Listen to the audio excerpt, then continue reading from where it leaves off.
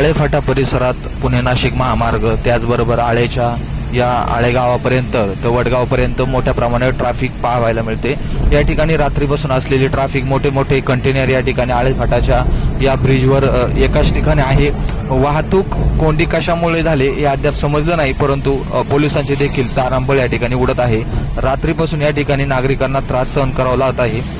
8 दिवसापूर्वी रविवार असल्या कारणाने त्या दिवशी देखील मोठ्या संख्येने या ठिकाणी नागरिकांना त्रास झाला।